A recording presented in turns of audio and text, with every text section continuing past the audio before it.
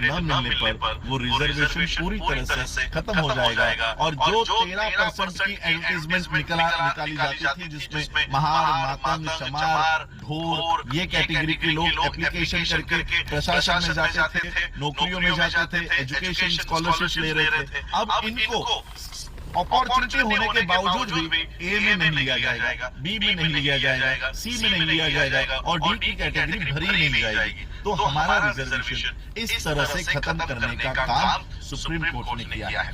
Supreme court ने तो judgement दे दी, लेकिन मैं आपको जजमेंट भी देने का अधिकार किसका है? आर्टिकल 341, बाबा साहब अम्बेडकर जी ने आर्टिकल 341 देखो कैसा लिखा है। बहुत सारे लोगों को इसको शांत दिमाग से पढ़ने की जरूरत है। क्या लिखते हैं Babasaheb Ambedkar? The president may with respect to any state, मैं यूनियन टेरिटरी की बात नहीं करूंगा, the president may with respect to any state और union territory and where it is a state, after consultation with governor thereof, by public notification, specify the caste, races or tribes or parts or groups within caste, races or tribes which shall for the purpose of this constitution be deemed to be scheduled caste in relation to that state or union territory as the case may be. Parliament may by law include in or exclude from the list of scheduled castes specified in a notification issued under clause 1 of any caste, race or tribe or part of or group within any caste, race or tribe, but save as aforesaid a notification issued under the same clause shall not be violated by any subsequent notification. इसका मतलब क्या है?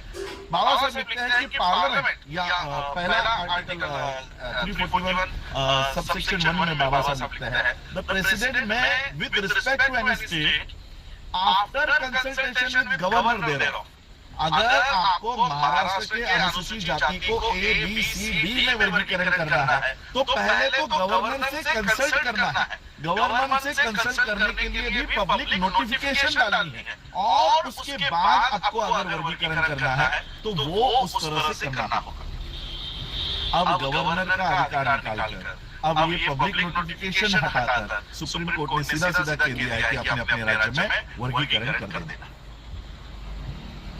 हम लोग OBC के आरक्षण बचाने की लड़ाई लड़ रहे हैं और उसकी बचाने की लड़ाई लड़ते लड़ते हम अपना आरक्षण खो दिए हैं, खोने वाले हैं नहीं, खो दिए हैं। और एबीसीडी हमारे लोग, हमारे महामूर्ख लोग एबीसीडी के वर्गीकरण का समर्थन कर रहे हैं।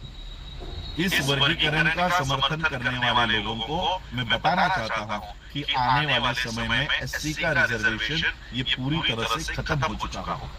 नॉट ओनली एससी के बाद एसटी भी इसमें इंक्लूड किया गया है। एससी और एसटी, एक तो पिछले 7 सालों से वैकेंसीज भरी नहीं गई है, सारे गवर्नमेंट पोस्ट एससी एसटी के ओबीसी के खाली पड़े हुए हैं, बैकलॉग भरा नहीं गया है। अब बैकलॉग भरने की जब बारी आ रही है तो उन्होंने कहा कि जो कास्ट सबसे ज्यादा अप्लाई कर रही है या एजुकेशन में आगे है या अपने हक और अधिकार के प्रति जागरूक है, इसको सबसे पीछे रखो। और जो कास्ट जिसको कुछ भी पता नहीं है कि हम एससी है, एसटी है, ओबीसी है, ऐसे लोगों को आगे लेकर आओ और उनके कैंडिडेट्स को भरो। आने वाले समय में इस कास्ट के लोगों को कैंडिडेट नॉट फाउंड सुटेबल करके करार दिया जाएगा। SC A B C D किया जाएगा। ए की कैटेगरी धीरे धीरे खत्म हो जाएगी, बी खत्म हो जाएगी, सी खत्म हो जाएगी और डी को कभी भी भरा नहीं जाएगा। हम लोग डी कैटेगरी में चले जाएंगे। महार, मातंग, चमार, भोर, पंजाब के चमार, बाकी जाटव, ये जो लोग आज शासन प्रशासन और एजुकेशन में दिख रहे हैं, ये आने वाले समय में पूरी तरह से शासन प्रशासन से निकल जाएंगे। MPs, MLA